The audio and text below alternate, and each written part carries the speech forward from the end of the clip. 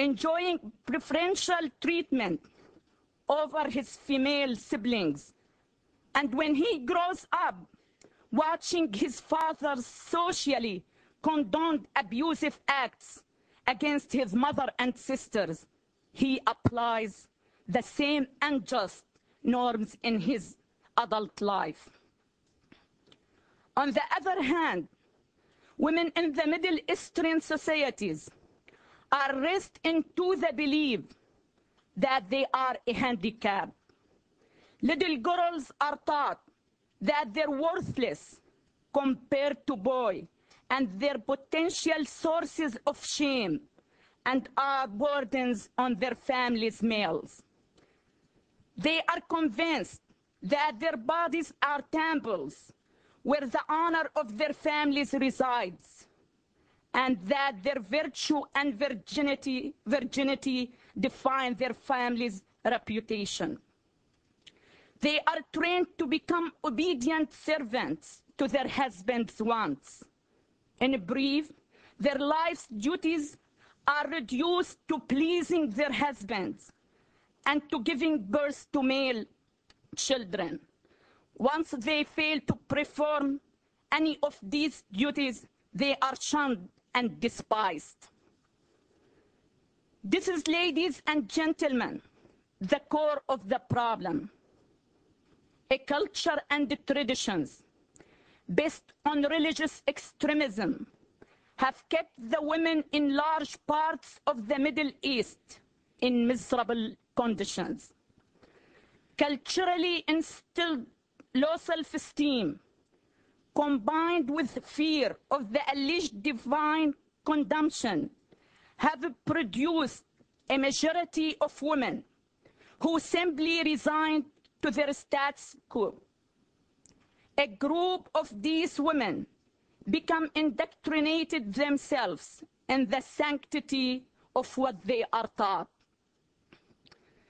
They condition themselves to accept their inferior roles in society to the point of describing any attempts at reforming their unfair and degrading conditions as misconceptions based on westernized cultures. This is what turned the mother into a child killer. This is what oppressed the outrage of those parents who have witnessed their little girls burned to death. The powerful grip of the culture makes the task of freeing some of these women very difficult. They have an implanted belief that any attempt to free themselves is against the divine will of God. How can all this be changed? On an individual level, a lot of courageous Muslim women have come out and spoke against these gender-based injustices. Their voices should be heard and their lives should be protected. I personally received death threats on my life because I dare to speak. These women's personal experience and their religious beliefs make them the best candidates to start a revolutionary reform. They should be provided continuous media attention to spread their views where mostly needed. Radio, TV broadcasts, and internet websites addressed to the people of the Middle East should be available to expose them to the life in a free society and to dispel the distortions spread around the Islamic world about the evilness of the Western culture and its deteriorating morals. On the official level, the free world should put the liberation of the women in the Middle East as a main priority.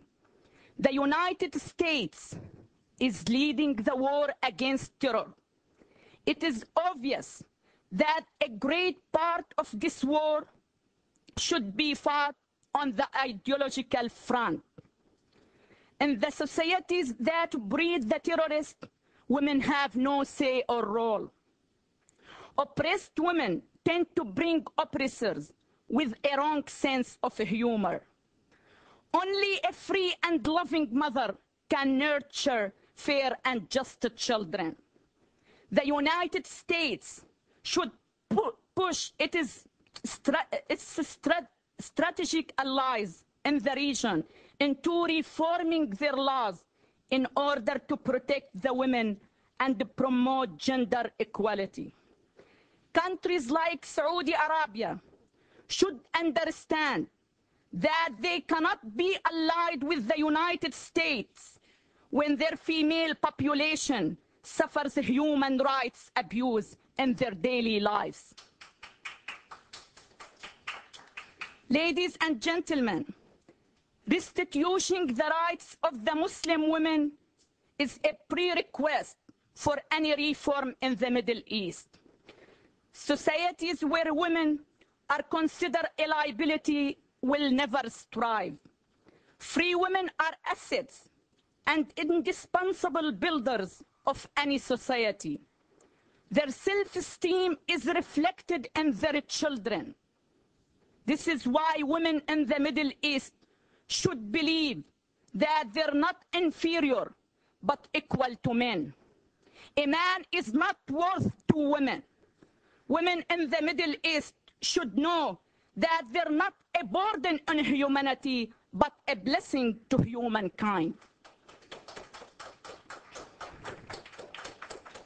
On the other hand, Muslim men should understand that there is nothing holy about demeaning or controlling the lives of their female relatives. They have no divine rights to control or in some cases own a woman. Decent Muslim men should realize that it is ungodly to prevent women from obtaining their natural rights to freedom of will and self-determination. The free world should refuse to partner with any country that still applies 7th century slavery on its female population. The free world should not stand unshaken by the daily crimes committed against women under the guidance of extremist Islamic rules. Country where millions of women still live as oppressed prisoners can never be true partners in our free world. When I was in the Middle East, I cried because often I suffered. Now I am that free, I still cry, and a lot harder for all those women whom I left behind. My dream of one day, having every one of them savor a taste of my freedom, should be the dream of all humanity. Thank you very much.